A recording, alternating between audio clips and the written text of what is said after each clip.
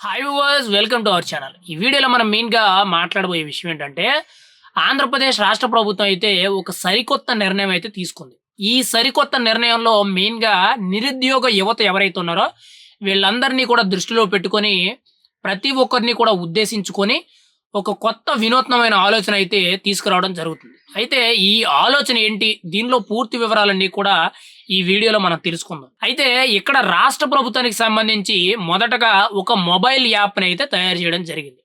ఈ మొబైల్ యాప్‌లో దాదాపుగా 30 రకాలకు పైగా టెక్నీషియన్‌లు అంటే చేతి పని వృత్తులు చేసే వ్యక్తులు ఎవరైతే ఉంటారో, అలా కొంతమంది నిరుద్యోగ యువతని తయారు చేయడం జరుగుద్ది. అంటే మీకు ఎగ్జాంపుల్‌గా చూసుకుంటే ఏసీ మెకానిక్ గాని, టీవీ మెకానిక్ గాని, రిఫ్రిజిరేటర్ మెకానిక్ గాని, వాషింగ్ మెషిన్ మెకానిక్ గాని, లేదంటే ఎలక్ట్రీషియన్ గాని, ప్లంబర్ కానీ, పెయింటర్ కానీ, బైక్ మెకానిక్ కానీ, లేదనంటే కంప్యూటర్ మెకానిక్ కానీ, ఇలా పలు రకాలుగా దాదాపుగా 30 రకాలకు పైగా టెక్నీషియన్‌లు ఎవరైతే ఉంటారో వాళ్ళందరినీ కూడా రాష్ట్ర ప్రభుత్వం వాళ్ళకి ఉపాధి కల్పించే విధంగా, వాళ్ళకి ఆ పని నేర్పించే విధంగా కొన్ని నిర్ణయాలైతే తీసుకోవడం జరిగింది.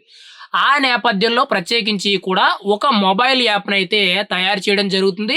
ఆ మొబైల్ యాప్‌తో ప్రత్యేకించి కూడా రాష్ట్ర ప్రభుత్వం అనేది మోప్మా అనే ఒక కంపెనీతో ప్రత్యేకించి కూడా టై అప్ అవ్వడం జరుగుతుంది. ఈ టై అప్ అవ్వడంలో భాగంగా చూసుకుంటే దాదాపుగా రాష్ట్ర వ్యాప్తంగా 20,000 మందికి పైగా నిరుద్యోగ యువతకైతే ఈ చేతి పని వృత్తి ఏదైతే ఉందో అంటే ఏసీ మెకానిక్ గాని, టీవీ మెకానిక్ గాని, కంప్యూటర్ మెకానిక్ గాని, ఈ రకంగా ఉన్న పనులు ఏవైతే ఉన్నాయో ఇవన్నీ కూడా వాళ్ళకి ఈ ప్రభుత్వం తరపు నుంచి మోప్మా అనే కంపెనీ అయితే నేర్పించడం అయితే జరుగుద్ది. అంటే వాళ్ళని ట్రైన్ చేయడం జరుగుద్ది. వాళ్ళకి ఆ వర్క్ వచ్చిన తర్వాత డైరెక్ట్‌గా నేరుగా ఫీల్డ్‌లోకి తీసుకోవడం జరుగుద్ది. ఎలాగానంటే ప్రత్యేకించి కూడా దీనికే రాష్ట్ర ప్రభుత్వం ఒక మొబైల్ యాప్ ఆల్రెడీ కూడా క్రియేట్ చేసింది. ఇప్పుడు ఎగ్జాంపుల్‌గా చూసుకుంటే సపోజ్ నా ఇంట్లో ఒక టీవీ రిపేర్ అనేది వచ్చింది. టీవీ రిపేర్ వచ్చినప్పుడు నేనేం చేస్తాను? నా చుట్టుపక్కల ఎవరైతే టీవీ రిపేర్ చేయడానికి అందుబాటులో ఉన్న టెక్నీషియన్ ఎవరైతే ఉంటారో తన దగ్గరికి వెళ్లి నేను టీవీ రిపేర్ చేయించుకోవడం అయితే జరుగుద్ది. తను రూ. 1000 చెప్పినా, 2000 చెప్పినా, 10,000 చెప్పినా కానీ అవసరం నాది కాబట్టి నేను ఖచ్చితంగా బాగు చేయించుకోవాల్సిన అవసరం అయితే ఉంది. ఇప్పుడు రాష్ట్ర ప్రభుత్వం ఏం చేస్తదంటే ఈ 20,000 మంది పైచిలుకు ఈ చేతి వృత్తులు నేర్చుకున్న టెక్నీషియన్‌లు ఎవరైతే ఉన్నారో వాళ్ళందరికీ కూడా అందులో ఆ మొబైల్ యాప్‌లో వాళ్ళకి సంబంధించిన పూర్తి డీటెయిల్స్ అనేవి పెట్టడం జరుగుద్ది. సపోజ్ నాకు టీవీ రిపేర్ వచ్చింది కాబట్టి నేను ఈ రాష్ట్ర ప్రభుత్వానికి సంబంధించిన మొబైల్ యాప్ ఏదైతే ఉందో దాన్ని ఓపెన్ చేసి పలానా నా ఊరు, పలానా ఇల్లు, పలానా దగ్గర నా టీవీ రిపేర్ వచ్చింది. వచ్చి బాగు చేయండి అని చెప్పి ఒక కంప్లెయింట్ అయితే రైజ్ చేస్తా. ఆ కంప్లెయింట్ రైజ్ చేయడంతో వెంటనే కూడా ఆ మొబైల్ యాప్‌లో అంటే ఆ యాప్‌లో కంప్లెయింట్ నోటీస్ వెళ్ళగానే దగ్గరలో ఉన్న టెక్నీషియన్‌కి నోటిఫికేషన్ అయితే వెళ్తుంది. నోటిఫికేషన్ వెళ్ళిన తర్వాత ఆ టెక్నీషియన్ మన అడ్రెస్ చూసుకొని మనతో కాంటాక్ట్ అయ్యి నేరుగా మన ఇంటికొచ్చి మన ఇంటి దగ్గరే ఏదైతే టీవీ రిపేర్ వచ్చిందో ఆ రిపేర్ వచ్చిన టీవీని అయితే బాగు చేయడం జరుగుద్ది. మామూలుగా మనం బయటికి వెళ్లి ఆ టీవీ రిపేర్ చేసుకుంటే ఒకవేళ రూ. 1000 ఖర్చు అయ్యిందనంటే ఇక్కడ టెక్నీషియన్ ఇంటికొచ్చి మనకది 800కో, 700 చేస్తారు. పైగా గవర్నమెంటు సర్టిఫైడ్ టెక్నీషియన్ కింద మెయిన్‌గా ప్రతి ఒక్కటి కూడా తెలిసే విధంగా అన్నీ ట్రైన్ చేసి వాళ్ళని ఫీల్డ్‌లోకి తీసుకోవడం జరుగుద్ది. ఆ ఫీల్డ్‌లోకి తీసుకున్న టెక్నీషియన్‌లందరూ కూడా ఇప్పుడు నేను చెప్పినట్టు రాష్ట్ర ప్రజలందరికీ కూడా రాష్ట్రంలో ఉన్న ప్రతి చోటకి కూడా అంటే పల్లె పల్లెకి, గ్రామ గ్రామానికి, ప్రతి వీధి వీధికి కూడా నియోజకవర్గాలు, పట్టణాలు ప్రతి చోట కూడా ఈ టెక్నీషియన్‌లయితే అందుబాటులోకి వస్తారు.